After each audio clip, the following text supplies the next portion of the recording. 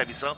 ربيع حريمات كان سجل جوج الاهداف، وانس باغ سجل هدف في الوقت اللي الموسم الماضي. يعني نتابعوا المحاولات، لعبت الكره داخل منطقه الجزاء، لكن تغطيه دفاعيه على مستوى الدفاع ديال فريق حسنيه اكادير.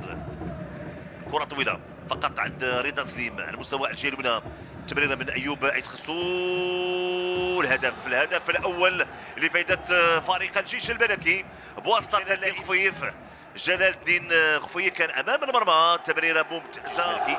نتابع هذا الجانب من حضور الجماهير ديال فريق حسنيه اكادير لمتابعته ومسلاله على نحو جيد. تمريره ممتازه امام المرمى امام الشباك.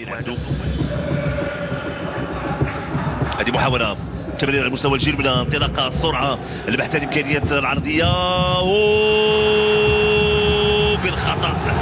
بالخطا العابد الكره في شباك الحارس احمد رضا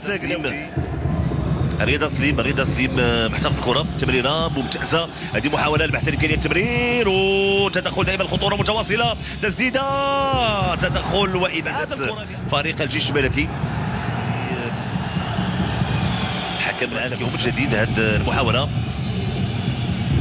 لاحظوا التدخل ديال بدر الدين ابعير، لوح محمد العابد ويونس عبد الحميد، والراسيه وهدف ثاني في المكان المناسب في القائمه الثاني.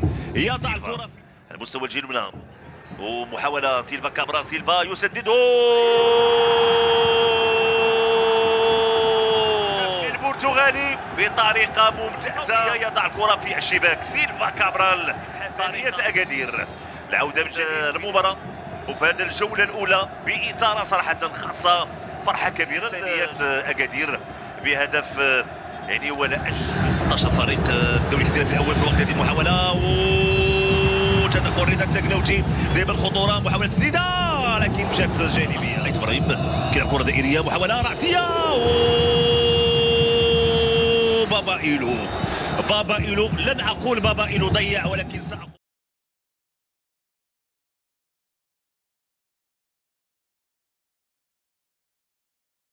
شماخ. ربيع حريمات، أحمد حمودان تمريرة عند ربيع حريمات. الحكم كان عن ضربة جزاء، عن ضربة جزاء لفائدة فريق الجيش الملكي.